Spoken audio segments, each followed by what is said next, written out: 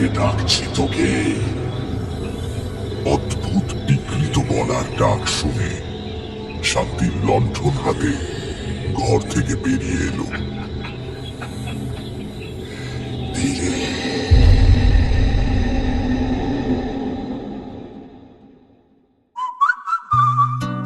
গপ্পমিরে ঠিক কিছু ভয়, কিছু রহস্য, কিছু হাসি, কিছু প্রেম, এই থেকে সবই আছে। গপ্পমিরে ঠিকের আজকের গপ্প মানিক বন্দ্যোপাধ্যায়ের গপ্প অবলম্বনে হলুদ পোড়া। গপ্প শুরু করার আগে কয়েকটা কথা। লেখকের কলমে গপ্প যেভাবে এগিয়েছে তা সম্পূর্ণ কাল্পনিক। গপ্পমিরে ঠিক কোন রকম কুসংস্কার, অন্ধবিশ্বাসকে প্রশ্রয় দেয় না। Any digital copy of this content leading to piracy is a crime. এই গল্পের যে কোনো রকম পাইরেসির বিরুদ্ধে উপযুক্ত আইনি ব্যবস্থা নেওয়া হবে। পাইরেসি দণ্ডনীয় অপরাধ। অনুগ্রহ করে পাইরেসি করবেন না, পাইরেসি সাপোর্ট করবেন না। তাহলে শুরু করা যাক।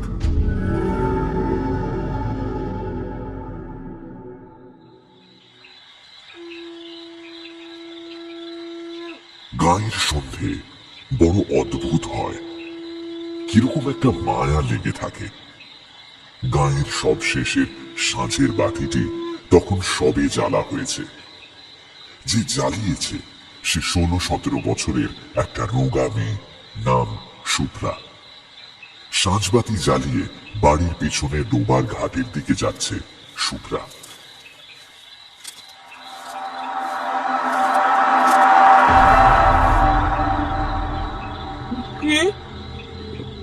কে ওখানে?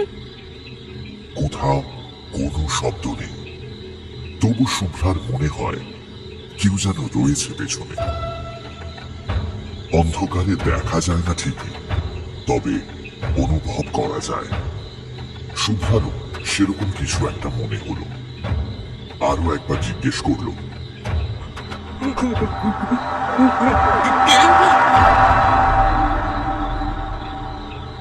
এবার উত্তর পাওয়ার আগে কে যেন ঝাঁপিয়ে পড়লো তার উপর, চেপে ধরলো তার গলাটা। তপ বন্ধ হয়ে এক সময় শ্বাস ফুরিয়ে গেল রোগা মেয়েটার।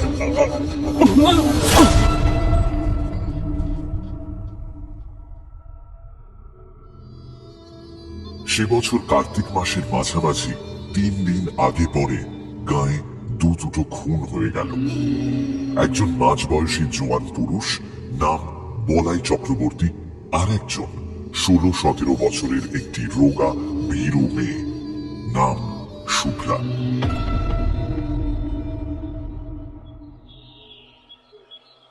গায়ের দক্ষিণে ঘোষেদের মজা পুকুরের ধারে একটা মরা গজারি গাছ বহুকাল থেকে দাঁড়িয়ে আছে। জায়গাটা ফাঁকা, বন জঙ্গলের আবরু নেই। কাছাকাছি শুধু কয়েকটা কলা গাছ। ওই গজারি গাছটার নিচে একদিন বলাই চক্রবর্তীকে মরে পড়ে থাকতে দেখা গেল। খুব সম্ভবত অনেকগুলো লাঠির আঘাতে মাথাটা আড়াআড়ি চির হয়ে ফেটে গেছে। চারিদিকে হইচই পড়ে গেল বটে, কিন্তু লোকে খুব একটা অবাক হলো না। বলাই চক্রবর্তীর এইরকম অপমৃত্যু আশপাশের 10টা গাঁয়ের অনেক লোকই প্রত্যাশা করেছিল, কামনা করেছিল। বেশ হয়েছে, এরকম একটা নোংরা লোকের এটাই হওয়ার ছিল। ভগবানের মার কোথায় আর যাবে। কিন্তু অন্যদিকে শুভ্রা মেয়েটির খুন হওয়া নিয়ে হইচই হলো কম। কিন্তু মানুষের বিস্ময় আর কৌতূহলের সীমা রইল না। গৃহস্থ ঘরের সাধারণ ঘরোয়া মেয়ে গায়ের লোকের চোখের সামনে আর 5টা মেয়ের মতোই বড় হয়েছে। বিয়ের পর শ্বশুর বাড়ি গেছে। এই মাসখানেক আগে বাপের বাড়ি ফিরে এসেছে। পেটে বাচ্চা, তাই কদিন বাপের বাড়িতে থাকবে সেরকমই কথা ছিল। সেই মেয়ের কিনা এই দশা। পাশের বাড়ির মেয়েরা পর্যন্ত কোনোদিন কল্পনা করার ছুতো পায়নি যে মেয়েটার জীবনে খাপছাড়া কিছু লুকোনো ছিল। এমন ভয়াবহ পরিণামের নাটকীয় উপাদান সঞ্চিত হয়েছিল। হ্যাঁ গো হারানির মা, তুমি কিছু জানতে পারোনি? কি জানবো গা? না মানে তুমি তো একেবারে পাশের বাড়িতে থাকো, অমন শান্তশিষ্ট মেয়েটার কিছু অন্য ব্যাপার স্যাপার ছিল নাকি গো? আমি তো সেরকম কিছু দেখিনি বাপু। কি যে হয়ে গেল! শুভ্রার মতো মেয়েকে কে বা কারা যে কেন গলা টিপে মেরে রেখে যাবে ভেবে উঠতে না পেরে গা শুদ্ধ লোক যেন অপ্রস্তুত হয়ে রইল। বছর দেড়েক মেয়েটা শ্বশুর বাড়িতে ছিল, গায়ের লোকের চোখের আড়ালে। সেখানেই কি এই ভয়ানক অঘটনের ভূমিকা গড়ে উঠেছিল?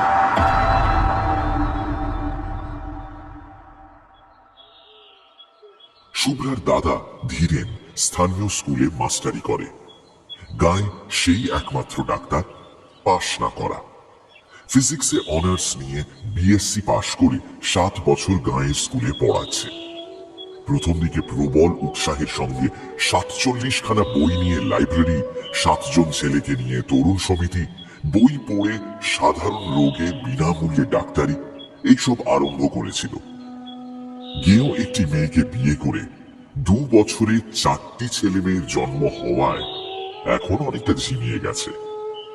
লাইব্রেরির বইয়ের সংখ্যা 300-তে উঠে থেমে গেছে। তার নিজের সম্পত্তি হিসেবে বইয়ের আলমারি তার বাড়িতেই তালাবদ্ধ হয়ে থাকে। চাঁদা কেউ দেয় না, তবে 2-4 জন পড়া বই আরেকবার পড়ার জন্য মাঝে মাঝে চেয়ে নিয়ে যায়।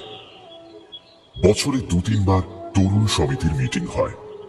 4 আনা 8 আনা ফি নিয়ে এখন সে ডাক্তারি করে, ওষুধও বিক্রি করে। বোনের মৃত্যুতে সেই ধীরেন একেবারে ভেঙে পড়েছে। তার বোনকে কেউ খুন করতে পারে এটা সে ভাবতেও পারে না। এদিকে গ্রামে তখন আলোচনা অন্য পর্যায়ে চলছে। 2টো খুনের মধ্যে কি কোনো যোগাযোগ আছে? 20-30 বছরের মধ্যে গায়ের কেউ তেমন ভাবে জখম পর্যন্ত হয়নি, কিন্তু যখন হলো পরপর একেবারে 2টো খুন হয়ে গেল। তার একটি আবার পুরুষ, অপরটি যুবতী নারী। 2টো খুনের মধ্যে একটা সম্পর্ক আবিষ্কার করার জন্য সকলের প্রাণ একেবারে ছটফট করে উঠছে।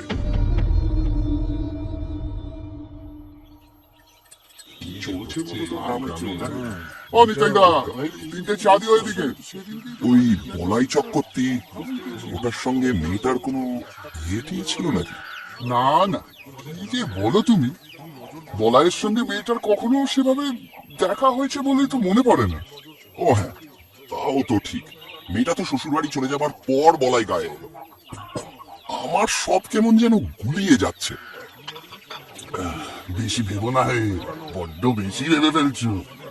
এই 2টো খুনের মধ্যে মনে হয় না কোনো যোগাযোগ আছে। তবে একটুখানি বাস্তব সত্যের অভাবে নানা জনের কল্পনা ও অনুমানগুলো গুজব হয়ে উঠতে উঠতেও মুষড়ে যেতে লাগলো। বলাই চক্রবর্তীর সম্পত্তি পেল তার ভাইপো নবীন। 40 টাকার চাকরি ছেড়ে সে শহর থেকে সপরিবারে চলে এলো গাঁয়ে। আর এসেই ক্রমাগত কোঁচার খুঁটে চশমার কাঁচ মুছতে মুছতে পাড়ার লোককে বলতে লাগলো, 50 টাকা রিওয়ার্ড ঘোষণা করেছে। কাকাকে অমন মার যারা মেরেছে তাদের যদি ফাঁসি কাটে ঝোলাতে না পারি। চশমার কাচের বদলে মাঝে মাঝে কোঁচার খুঁটে সে নিজের চোখও মুছতে লাগলো।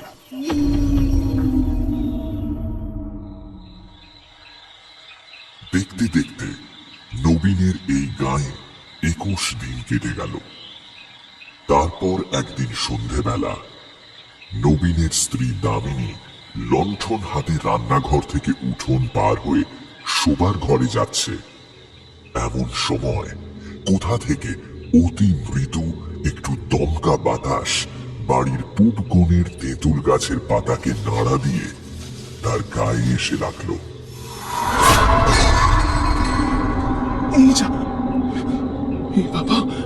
দামিনীর হাতের লণ্ঠন ছিটকে গিয়ে পড়ল দক্ষিণের ঘরের দাওয়ায়। তারপর দামিনী উঠোন উঠোনে আছড়ে পড়ে হাত পা ছুটতে লাগলো। তার দাঁতে দাঁত লেগে গেল।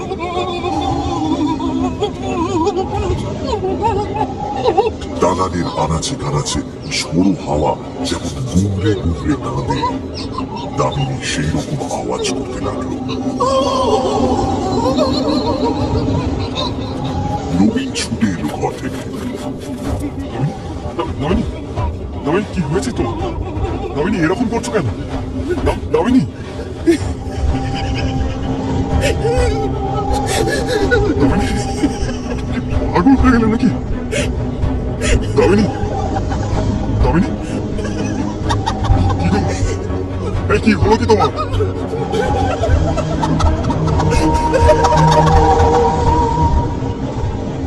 দামিনীর অবস্থার কোনো পরিবর্তন হচ্ছে না দেখে নবীন পাশের বাড়ি থেকে সাহায্য চাইতে গেল। মেয়েরা, বউয়েরা, আশেপাশের আরো কয়েকজন এসে জড়ো হলো। ততক্ষণে দামিনী প্রায় অজ্ঞান হয়ে গেছে।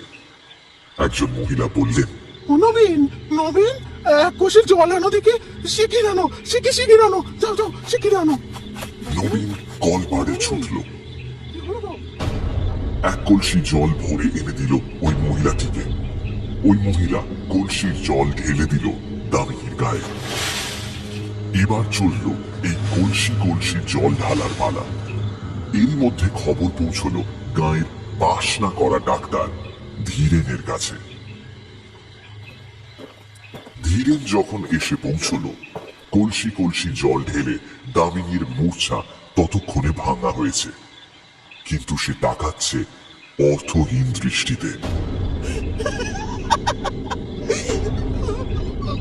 আপন মনে হাসছে আর কাঁদছে, এবং যারা তাকে ধরে রেখেছিল তাদের আঁচড়ে কামড়ে পালিয়ে যাবার চেষ্টা করছে।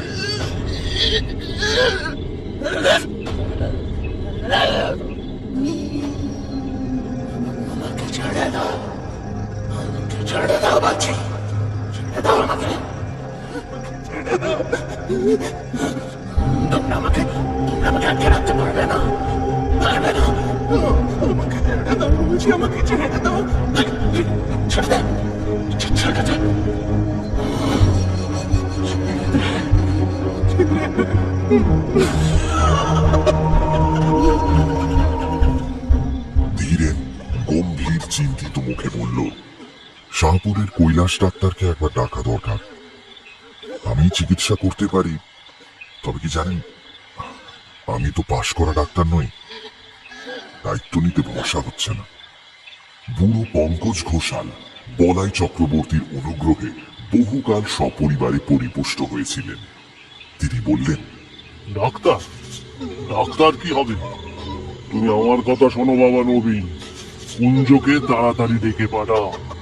গাঁয়ের যারা ভিড় করেছিল তারা প্রায় সকলেই বুড়ো ঘোষালের কথায় সায় দিল। হ্যাঁ খুড়ো, তুমি ঠিকই বলেছ। হ্যাঁ, কুঞ্জই পারবে। এসব ডাক্তার বুদ্ধি কিচ্ছু করতে পারবে না। নবীন জিজ্ঞেস করল, আচ্ছা, কুঞ্জ কত নেয়? ছি, ওসব দুর্বুদ্ধি করো না নবীন।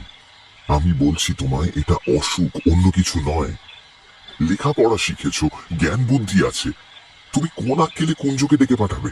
এসব খাপ ছাড়া অসুখে ওদের চিকিৎসায় ভালো ফল দেয় ভাই। এসব বাজে বুজরুকিতে পাত্তা দিও না নবীন। বৌঠানের কোনো একটা অসুখ করেছে, ডাক্তার দেখালে সব সেরে যাবে। তুমি ঠিক বুঝতে পারছো না ভাই। এসব ঝাড়ফুঁক কেউ করে? না না, এর ফল কিন্তু ভালো। ফল যাই হোক, একবার কুঞ্জকে ডাক দিতেই হবে। তবে কৈলাস ডাক্তারকেও খবর দেওয়া হোক। বয়সে নবীন ৩-৪ বছরের বড়, কিন্তু এককালে ধীরেন আর নবীন দুজনে একসঙ্গে স্কুলে একই ক্লাসে পাশাপাশি বসে লেখাপড়া করত। বোধহয় সেই খাতিরেই কৈলাস ডাক্তার ও কুঞ্জ মাঝি দুজনকে আনতেই নবীন লোক পাঠিয়ে দিল। কুঞ্জই আগে এলো। লোক পৌঁছবার আগেই সে খবর পেয়েছিল চক্রবর্তীদের বউকে অন্ধকারের অশরীরী শক্তি আয়ত্ত করেছে। কুঞ্জ নাম করা গুণী, তার গুণপনা দেখবার লোভে আরো অনেকে এসে ভিড় বাড়িয়ে দিল। ভয় পাচ্ছিস নাকি? কুঞ্জ মাঝি সব গুঞ্জন ছাপিয়ে বলে উঠল, আর সন্ধ্যাবেলায় ভর করেছে তো সহজে ছাড়বে না, তবে ছাড়তে তো হবে। আমি তো শেষ দেখে ছাড়বো। আমার নাম কুঞ্জ মাঝি, আমার সাথে তো জ্বালা কি চলবে না। ঘরের দাওয়া থেকে সকলকে উঠোনে নামিয়ে দেওয়া হলো। বিড় বিড় করে মন্ত্র পড়তে পড়তে কুঞ্জ দাওয়ায় জল ছিটিয়ে দিল। দামিনীর এলো চুল শক্ত করে বেঁধে দেওয়া হলো দাওয়ার একটা খুঁটির সঙ্গে। দামিনী না রইল বসবার উপায়, না রইল পালাবার ক্ষমতা। তাকে আর কারো ধরে রাখবার প্রয়োজন রইল না। নড়তে গিয়ে চুলে টান লাগায় দামিনী আর্তনাদ করে উঠতে লাগলো।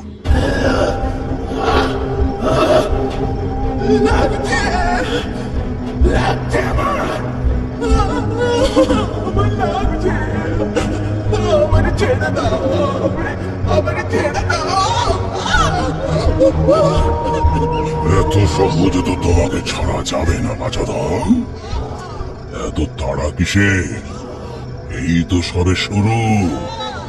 তোমাকে এবার মজা দেখাচ্ছি।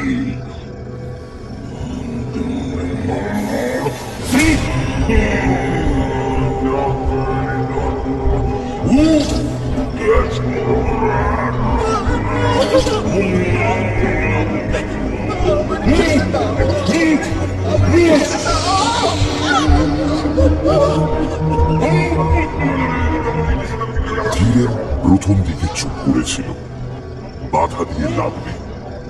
গায়ের লোক কথা শোনে না, বিরক্ত হয়। কিন্তু এবার সে আর ধৈর্য ধরে রাখতে পারল না। তুমি কি পাগল হয়ে গেছো নবীন? তুমি চুপ করো ভাই, এসব বুঝরুকি আটকাও নবীন। বউটা পড়ে যাবে এবার। ভাই দেখো, তুমি না চাইলে চলে যেতে পারো, কিন্তু বাধা দিতে এসো না। উঠোনে ৩০-৩৫ জন পুরুষ ও নারী এবং গোটা পাঁচেক লণ্ঠন জড়ো হয়েছে। মেয়েদের সংখ্যা খুব কম। যারা এসেছে বয়সও তাদের বেশি। কম বয়সী মেয়েরা আসতে সাহস পায়নি, অনুমতিও পায়নি। যদি ছোঁয়াচ লাগে, নজর লাগে, অপরাধ হয়। মন্ত্রমুগ্ধের মতো এতগুলো মেয়ে পুরুষ দাওয়ার দিকে তাকিয়ে ঘেঁষাঘেঁষি করে দাঁড়িয়ে আছে। এই দুর্লভ রোমাঞ্চ থেকে তাদের বঞ্চিত করার ক্ষমতা ধীরেনের নেই, নবীনেরও নেই। দাওয়াটা যেন স্টেজ, সেখানে যেন মানুষের জ্ঞান বুদ্ধির অতীত রহস্যকে সহজবোধ্য নাটকের রূপ দিয়ে অভিনয় করা হচ্ছে। ঘরের দুয়ারে কুঞ্জ যেন আমদানি করেছে জীবনের শেষ সীমানার ওপারের ম্যাজিক। এমনই ঘরোয়া, এমনই বাস্তব হয়ে উঠেছে দামিনীর মধ্যে অশরীরী ভয়ঙ্করের এই ঘনিষ্ঠ আবির্ভাব। ভয় সকলে ভুলে গেছে, শুধু আছে তীব্র উত্তেজনা এবং কৌতূহল ভরা পরম উপভোগ্য শিহরণ।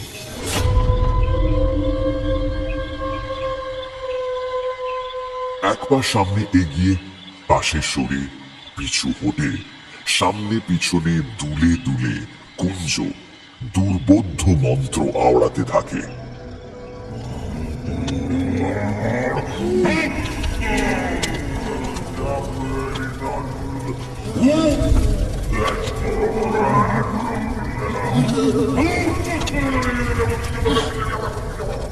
মালসাতে আগুন জ্বালিয়ে তাতে একটা দুটো শুকনো পাতা আর শিকড় পুঁতে দেয় কুঞ্জ।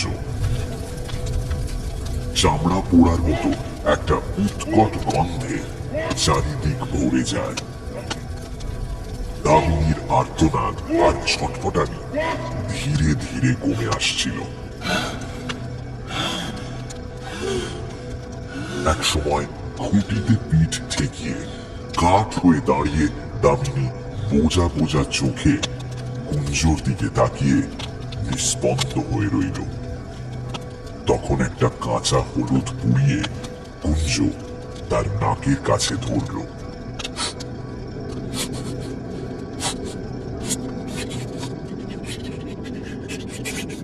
দামিনীর ঢুলু ঢুলু চোখ ধীরে ধীরে বিস্ফারিত হয়ে উঠল।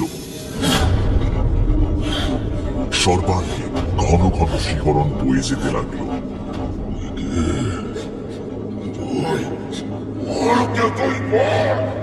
আমি শুভ্রা, আমি শুভ্রা, আমায় মেরো না। চাটুর্য বাড়ির শুভ্রা যে খুন হয়েছে।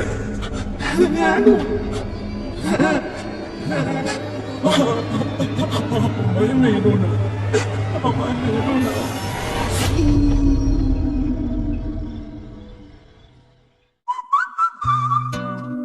শুনছেন গপ্প মিনিট ঠেকের আজকের গপ্প, মানিক বন্দ্যোপাধ্যায়ের গপ্প অবলম্বনে হলুদ পোড়া। এখনো যদি ঠেকে সাবস্ক্রাইব না করে থাকেন তাহলে কিন্তু ঠকবেন। Subscribe to my original channel and do not forget to click on the bell icon for notifications. তাহলে বাকিটা শোনা যাক। নবীন দাওয়ার একপাশে দাঁড়িয়েছিল। তার দিকে মুখ ফিরিয়ে কুঞ্জ বলল, ব্যাপারটা বুঝলেন কথা? উঠোন থেকে চাপা গলায় বুড়ো ঘোষালের নির্দেশ এলো। কে শুভ্রাকে খুন করেছিল শুধিয়ে নাও চট করে। কুঞ্জকে কিছু জিজ্ঞেস করতে হলো না। দামিনী নিজে থেকেই ফিস ফিস করে জানিয়ে দিল, বলাই খুড়ো, বলাই খুড়ো আমায় খুন করেছে।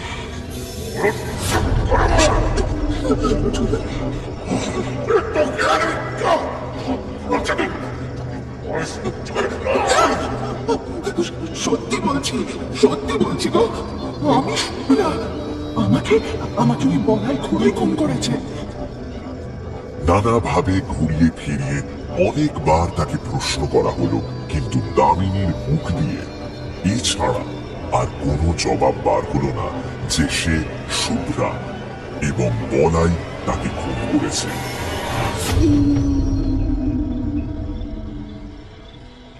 তারপর এক সময় তার মুখ বন্ধ হয়ে গেল। নাকে হলুদ পোড়া ধরেও আর তাকে কথা বলানো গেল না। কুঞ্জ অন্য একটি প্রতিক্রিয়ার আয়োজন করছিল, কিন্তু কৈলাস ডাক্তার এসে পড়ায় সে সুযোগ আর সে পেল না।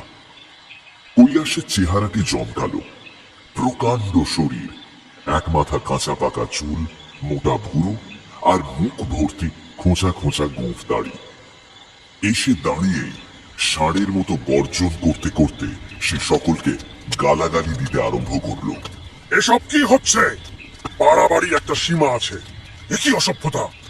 আর এগুলো আপনারা দাঁড়িয়ে দাঁড়িয়ে দেখছেন? এগুলো কি তামাশা চলছে নাকি? হ্যাঁ, কুঞ্জর আগুনের মালসা তার দিকে লাথি মেরে ছুঁড়ে দিয়ে বলল, তারা হারামজাদা, তোকে ফাঁসি কাটে ঝুলোচ্ছি। ওষুধ দিয়ে বৌমাকে আজ মেরে ফেলে থানায় তোর নামে রিপোর্ট দেব তুই খুন করেছিস। কৈলাস খুঁটিতে বাঁধা চুল খুলে দামিনীকে ঘরে নিয়ে গিয়ে বলাইয়ের দাদামশাইয়ের আমলের প্রকাণ্ড খাটের বিছানায় শুইয়ে দিল। তার হাতে সূচ ফুটিয়ে ঢুকিয়ে দিল ঘুমের ওষুধ। দামিনী কাতর ভাবে বলল, আমায় মেরো না, আমি আমি শুভ্রা, আমি চাটুজ্জে বাড়ির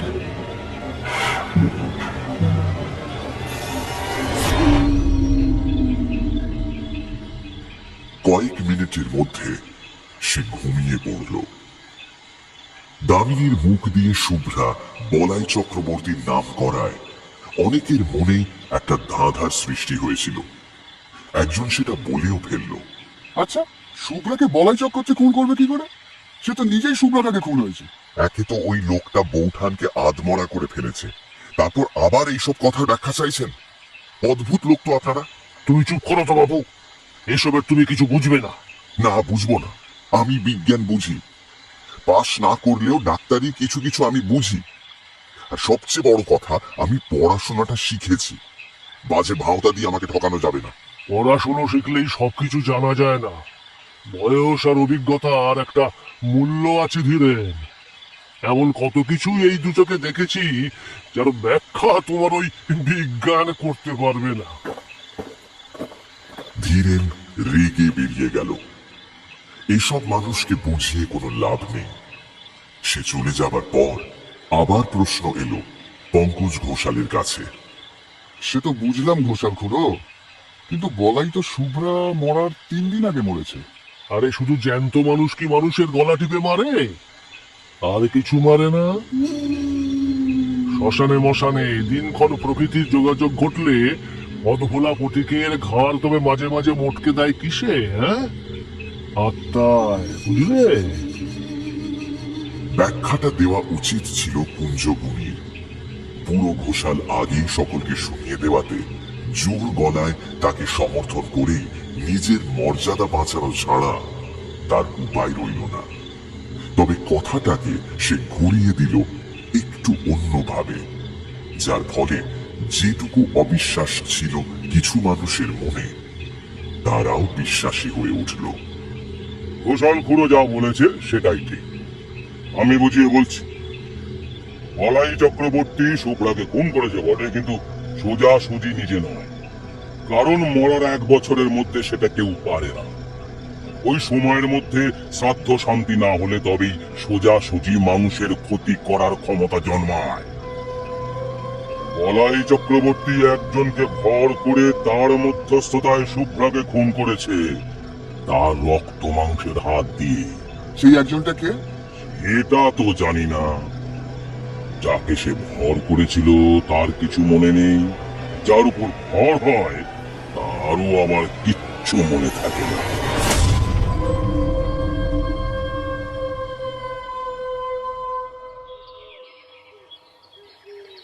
অনেক কান ঘুরে পরদিন সকালে কুঞ্জর এই কথাগুলো ধীরেনের কানে পৌঁছল। অঘ্রাণের উজ্জ্বল মিঠে রোদ তখন চারিদিকে ছড়িয়ে আছে। বর্ষার পরিপুষ্ট গাছে আর আগাছার জঙ্গলে যেন পার্থিব জীবনের ছড়াছড়ি। বাড়ির পিছনে ডোবাটি কচুরি পানায় আচ্ছন্ন। গাঢ় সবুজ অসংখ্য রসালো পাতা, বর্ণনাতীত কোমল রঙের অপরূপ ফুল। তাল গাছের মুড়ির ঘাটটি কার্তিক মাসেও প্রায় জলে ডুবেছিল। এখন জল কমে অর্ধেকের বেশি ভেসে উঠেছে। টুকরো বসিয়ে ধাপগুলো ধীরেন বিশেষ করে শুভ্রার জন্য বানিয়ে দিয়েছিল, 7 মাসের গর্ভ নিয়ে ঘাটে উঠতে নামতে সে যাতে পা পিছলে আছাড় না খায়। পাড়ার মানুষ বাড়ি বয়ে গাঁয়ের গুজব শুনিয়ে গেল, কিন্তু এই উদ্ভট কথাগুলো ধীরেনের মন থেকে বাতিল হয়ে গেল সঙ্গে সঙ্গে। ক্ষুব্ধ হবার অবসরও সে পেল না, কারণ তার মনে চলছিল এক পুরনো ভাবনা। ডোবার কোন দিক থেকে কিভাবে কে সেদিন সন্ধ্যায় ঘাটে এসেছিল, কেন এসেছিল, এটাই সে ভাবছিল অনেকক্ষণ থেকে। একমাত্র এই ভাবনা তাকে অন্যমনস্ক করে দেয়। তার কাছে ক্ষোভ আর বিষাদের এত প্রাচুর্য এখন যে মাঝে মাঝে কিছুক্ষণের জন্য অন্যমনস্ক হতে না পারলে তার অসহ্য কষ্ট হয়। অন্য কোনো বিষয়ে তার মন বসে না। ভাতের থালা সামনে ধরে নিয়ে তার বউ শান্তি বলল, আমার কিন্তু মনে হয় তাই হবে, নইলে কটমট করে তাকিয়ে ধীরেন ধমক দিয়ে বলল, চুপ, যা খুশি মনে হোক তোমার, আমায় কিছু বলবে না, খবরদার।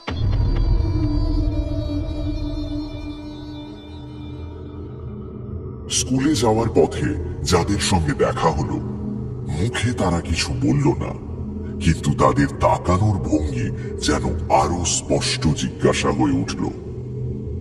তোমার গর্ভবতী বোনকে খুন করেছে বলাই, বা বলা ভালো খুন করিয়েছে, এই কথাটা তুমি কিভাবে নিয়েছো শুনি? পুরুত ঠাকুর তাকে অনেকক্ষণ দাঁড় করিয়ে রেখে দোষ মোচনের জন্য দরকারি ক্রিয়াকর্মের বিষয় আলোচনা করলেন, উপদেশ দিলেন, বিশেষ করে বলে দিলেন যে স্কুল থেকে ফেরবার সময় তার বাড়ি থেকে সে যেন তার নিজের ও বাড়ির সকলের ধারণের জন্য মাদুলি নিয়ে যায়।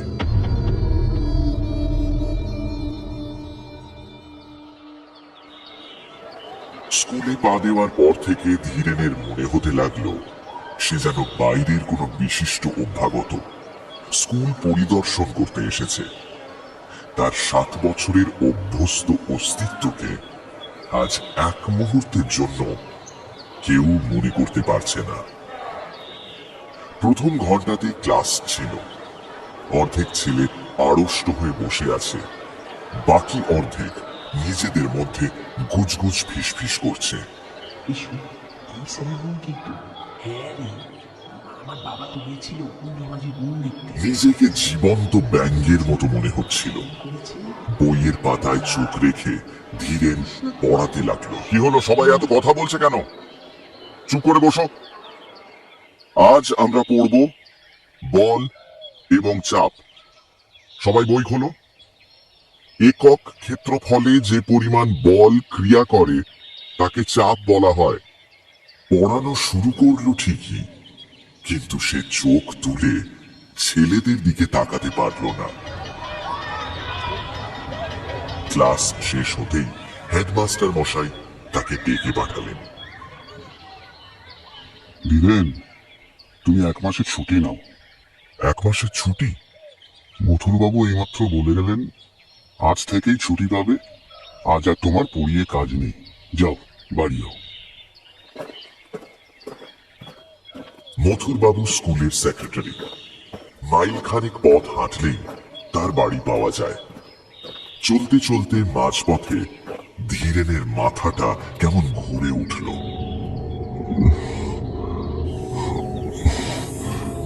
মাথাটা কেমন যেন করছে। কদিন থেকে হঠাৎ চেতনায় ধাক্কা লেগে মাথাটা তার এইরকম ঘুরে উঠছে। চিন্তা ও অনুভূতির আকস্মিক পরিবর্তনের সঙ্গে এই ধাক্কা লাগে, অথবা এমন ধাক্কা লেগে তার চিন্তা ও অনুভূতি বদলে যায়। এতদিন সে যা পড়ে এসেছে, যা শিখে এসেছে, বিজ্ঞান তাকে যা শিখিয়েছে, তার সঙ্গে ক্রমাগত দ্বন্দ্ব হয়ে চলেছে। আর সবটাই হচ্ছে তার মাথার ভেতরে। যেন দুপক্ষের লড়াই লেগেছে। একদিকে তার যুক্তিবোধ, অন্যদিকে কুঞ্জ মাঝি আর তার কুসংস্কার।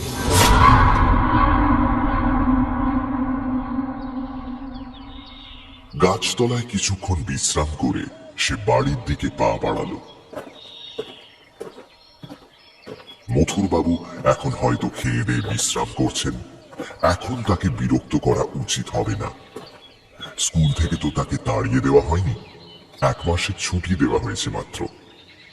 1 মাসের মধ্যে মথুরবাবুর সঙ্গে দেখা করার অনেক সময় সে পাবে। আজ গিয়ে হাতে পায়ে না ধরাই ভালো, বরং কিছুদিন যাক। মথুরবাবুর যদি দয়া হয়, যদি তিনি বুঝতে পারেন যে তার বোন খুন হয়েছে বলে দামিনীর ঘোষণার ফলে তার বোনের কাল্পনিক কেলেঙ্কারি নিয়ে চারিদিকে হইচই হচ্ছে বলে তাকে দোষী করা উচিত নয়, তাহলে মুশকিল হতে পারে।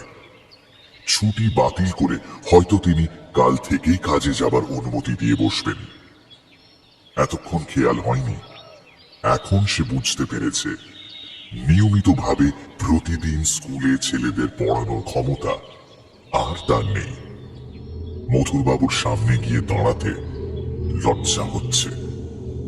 চীনা মানুষের সঙ্গে দেখা হয়ে যাবার ভয়ে সে মাঠের পথ ধরে বাড়ি চলেছে। বাড়ি গিয়ে ঘরের মধ্যে লুকোতে হবে। দুর্বল শরীরটা বিছানায় লুটিয়ে দিয়ে ভারী মাথাটা বালিশে রাখতে হবে। সারা দুপুর ঘরের মধ্যে শুয়ে বসে ছটফট করে কাটিয়ে শেষ বেলায় ধীরেন উঠোনে বেরিয়ে এলো। মাজা বাসন হাতে নিয়ে শান্তি ঘাট থেকে উঠে আসছিল। হঠাৎ ধীরেন দেখল ডোবার ধারে প্রকাণ্ড বাঁশ ঝাড়টার ছায়ায় মানুষের মতো কি যেন একটা নড়াচড়া করছে। সে আর্তনাদ করে উঠল, কে ওখানে? কে কে ওখানে? শান্তির হাতের বাসন ঝনঝন শব্দে পড়ে গেল। তড়িমড়ি করে কাছে ছুটে এসে ভয়ার্ত কণ্ঠে সে জিজ্ঞাসা করল, কোথায় কে? কোনখানে? হ্যাঁ? বাঁশ ঝাড় থেকে চেনা গলার আওয়াজ এলো। মাস্টার বাবু, আমি রতন, বাঁশ কাটছি। কে তোকে বাঁশ কাটতে বলেছে? হ্যাঁ, আমি আমি বলেছি। আসলে ওই খেন্তি পিসি বললো নতুন একটা বাঁশ কেটে আদামাতা একটু পুড়িয়ে ঘাটে পথে তাড়াতাড়ি ফেলে রাখতে, ভুড়ি ওটা সরিয়ে দেবো, সন্ধ্যের সময় আবার না হয় পেতে রাখবো। তুমি যেন আবার ভুল করে বাঁশটা ডিঙিয়ে যেও না। সন্ধ্যের আগেই শান্তি আজকাল রান্না আর ঘরকন্যার সব কাজ শেষ করে রাখে। অন্ধকার ঘনিয়ে আসার পর ধীরেনকে সঙ্গে না নিয়ে বড় ঘরের চৌকাঠ পার হয় না। ছেলে মেয়েদেরও ঘরের মধ্যে আটকে রাখে। সন্ধে থেকে ঘরে বন্দী হয় ধীরেন। আকাশ পাতাল ভাবে আর মাঝে মাঝে সচেতন হয়ে ছেলে মেয়েদের আলাপ শোনে। তারা বলা বলি করে যে ছোট পিসি নাকি পেতনি হয়েছে। ঘরের মধ্যেও কারণে অকারণে শান্তি ভয় পেয়ে আটকে ওঠে। কাল প্রথম রাতে একটা পেঁচার ডাক শুনে ধীরেনকে আঁকড়ে ধরে গোঙাতে গোঙাতে সে বমি করে ফেলেছিল। ও বাবা গো, দেখো একটা পেঁচা ঢুকেছে কোথায়! ও বাবা গো, ও বাবা!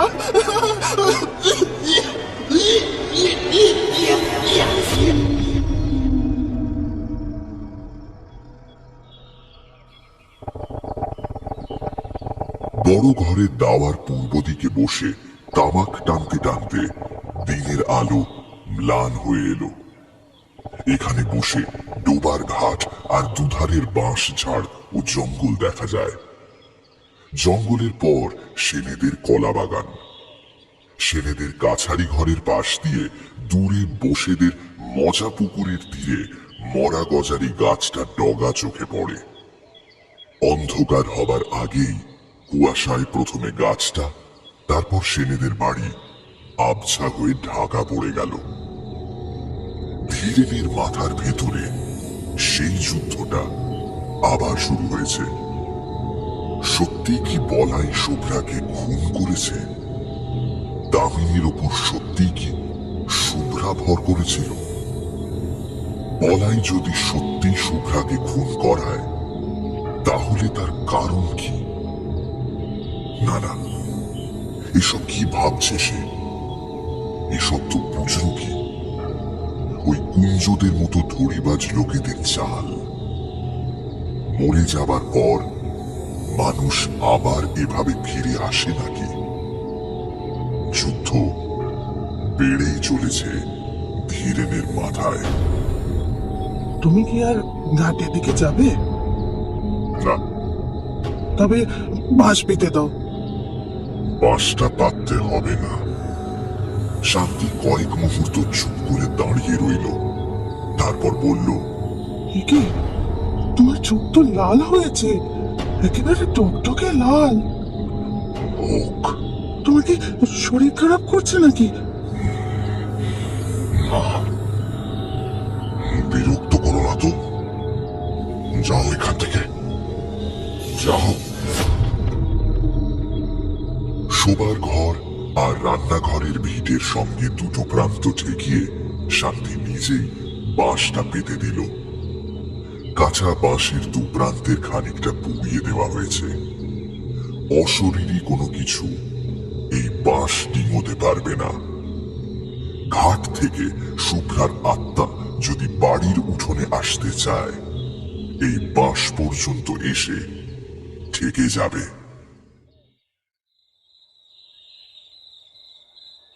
আলো জ্বালার আগেই ছেলে মেয়েদের খাওয়া শেষ হলো। সন্ধ্যাদীপ না জেলে শান্তির নিজের খাওয়ার উপায় নেই। ভালো করে সন্ধ্যা হওয়ার আগেই সে তাড়াতাড়ি দীপ জেলে ঘরে ঘরে দেখিয়ে শাঁখে ফুঁ দিল। হে ঠাকুর, রক্ষা করো, বাড়িতে ছেলে মেয়ে আছে, তাদের যেন কোনো অমঙ্গল না হয়। ঠাকুর, তুমি একটু দেখো ঠাকুর, দেখো একটু ঠাকুর। জয় মা, জয়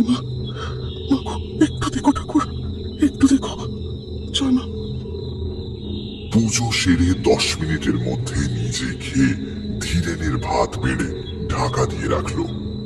তারপর রান্নাঘরে তালা দিয়ে কাপড় ছেড়ে ঘরে গিয়ে ঢুকলো। বিকেলে আজকাল সে মাছ রান্না করে না। এঁটো কাটা নাকি অশরীরী আত্মাকে আকর্ষণ করে। খাওয়ার হাঙ্গামা খুব সংক্ষেপে, সহজে এবং অল্প সময় সম্পন্ন হয়ে যায়। ধীরেন তখনও বাইরে। শান্তি তাকে জিজ্ঞেস করলো, ঘরে আসবে না? তখনও আকাশ থেকে আলোর শেষ আভাসটুকু মুছে যায়নি।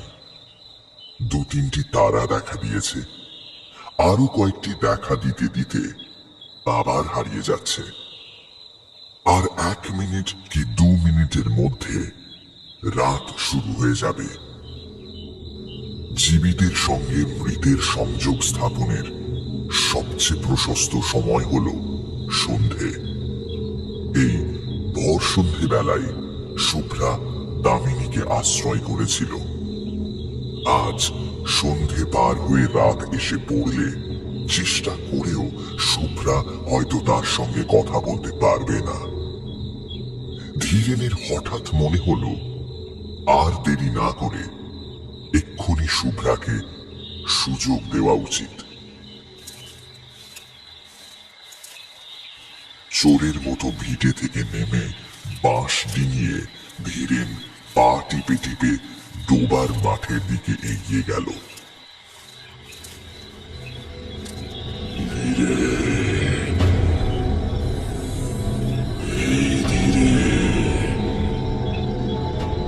শুনতে পাচ্ছিস না? কখন থেকে ডাকছি তোকে। অদ্ভুত বিকৃত গলার ডাক শুনে শান্তির লণ্ঠন হাতে ঘর থেকে বেরিয়ে এলো। ধীরে বাঁশের ওপারে দাঁড়িয়ে হিংস্র জন্তুর চাপা গর্জনের মতো গভীর আওয়াজে ধীরে তার নিজের নাম ধরে ডাকাডাকি করছে। ধীরে গেঞ্জি আর কাপড়ে কাদা আর রক্ত, ঠোঁট থেকে চিবুক বেয়ে ফোঁটা ফোঁটা রক্ত গড়িয়ে পড়ছে। শান্তিকে দেখে সে বলল, বাঁশটা সরিয়ে দাও। ডিঙিয়ে এসো, ডিঙিয়ে এসো, বাস ডিঙিয়ে চলে এসো। কি হয়েছে? পড়ে গেছো নাকি? ডিঙোতে পারছি না। বাঁশটা সরিয়ে দাও, সরিয়ে দাও বলছি। মাটিতে শোয়ানো বাঁশ, তাও ধীরে বাঁশ ডিঙোতে পারছে না। শান্তির আর এতটুকু সন্দেহ রইল না। আকাশ চেরা তীক্ষ্ণ গলায় সে আর্তনাদের পর আর্তনাদ শুরু করে দিল। কি হলো গো? এ আমার কি সর্বনাশ হলো গো? এই তো তুমি এই বাস ডিঙোতে পারছো না? তার মানে তো হে ভগবান, এবার আমার কি হবে? ওগো কি হবে এবার আমার? তারপর প্রতিবেশী এলো, পাড়ার লোক এলো, গায়ের লোক এলো, তার সঙ্গে কুঞ্জ এলো। কি ধীরেনকে ধরেছে নাকি? তাই তো শুনলাম রে। 3-4 কলস জল ঢেলে ধীরেনকে স্নান করিয়ে দাওয়ার খুঁটির সঙ্গে বেঁধে ফেলা হলো।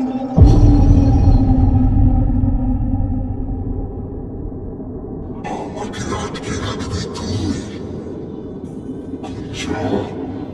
তোর এত বড় সাহস, তুই আমাকে বাঁধবি? মাছি মন্ত্র পড়ে জল ছিটিয়ে মালসার আগুনে পাতা ও শিকড় পুড়িয়ে ঘণ্টাখানিকের চেষ্টায় ধীরেনকে নিঝুম করে ফেলল।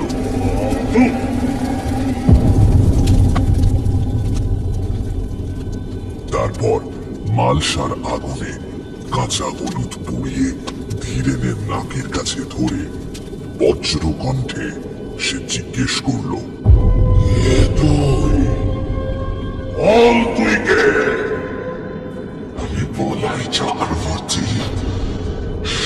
মৃত্যুর আগে আমি খুন করেছি, তবে নিজের হাতে নয়।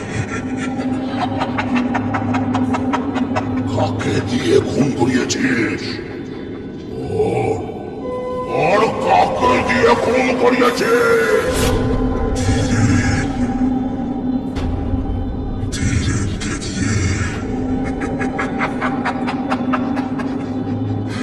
ধীরেনকে দিয়ে তার বোনকে খুন করিয়েছি আমি। মেয়েটার উপর আমার নজর ছিল, ওই ধীরেনটা কাছে ঘেঁষতে দেয়নি। সেদিন যখন ওই পাশের গাঁয়ের ছেলেগুলো আমাকে পিটিয়ে মারলো, আমি ভাবলাম এই সুযোগ ভর করলাম ধীরেনের উপর। আর তারপর ধীরেনকে দিয়ে ওর বোনটাকে খুন করালাম আমি।